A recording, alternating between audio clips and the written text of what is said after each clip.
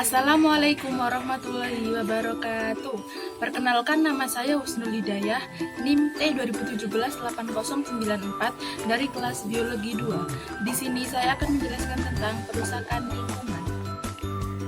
Perusakan lingkungan. Nah, apa saja sih yang akan kita bahas nanti di pembahasan kali ini?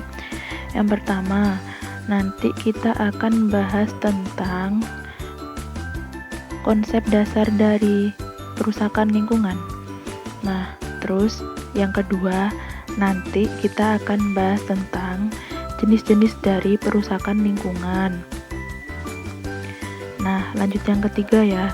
Nanti kita juga akan bahas tentang korelasinya perusakan lingkungan ini dengan ayat Al-Quran.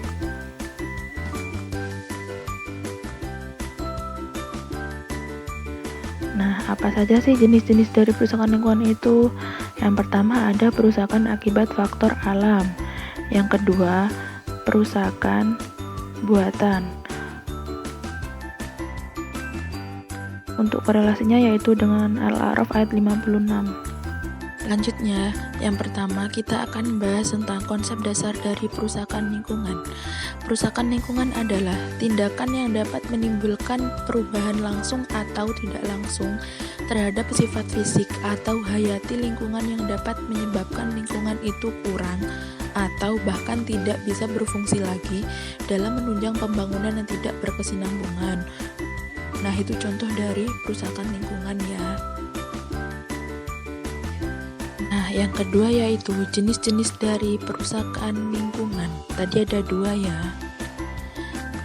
Yang pertama, perusakan alam yang terjadi akibat faktor alam. Dan yang kedua yaitu perusakan yang terjadi secara buatan.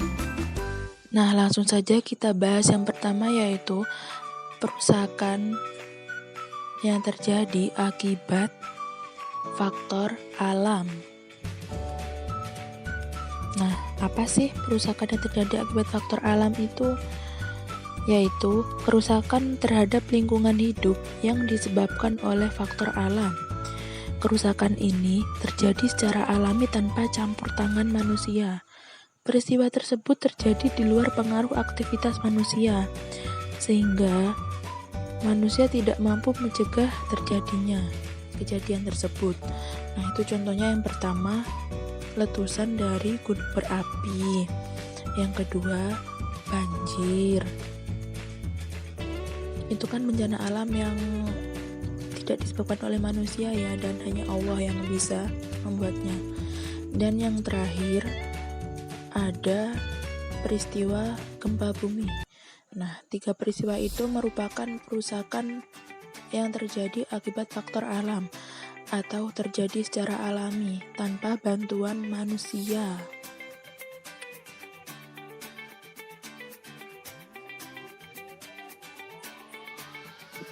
Yang kedua yaitu perusakan buatan. Perusakan buatan ialah kerusakan lingkungan yang disebabkan oleh ulah manusia itu sendiri. Manusia memanfaatkan lingkungan tanpa disadari dapat merugikan lingkungan hidup.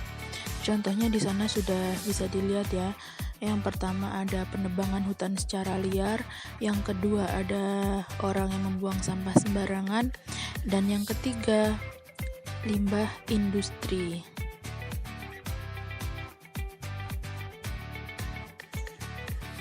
Lalu selanjutnya kita akan bahas tentang korelasi perusakan lingkungan dengan ayat Al-Quran, yaitu terdapat dalam surah Al-A'raf ayat 56 yang berbunyi Bismillahirrahmanirrahim wala tufsidu fil ardi ba'da islahiha wad'uhu khawfan wa tama'a inna rahmatallahi qaribum minal muhsinin, yang artinya, dan janganlah kamu berbuat kerusakan di bumi setelah diciptakannya dengan baik, berdoalah kepadanya dengan rasa takut dan penuh harap, karena sesungguhnya rahmat Allah sangat dekat kepada orang yang berbuat kebaikan.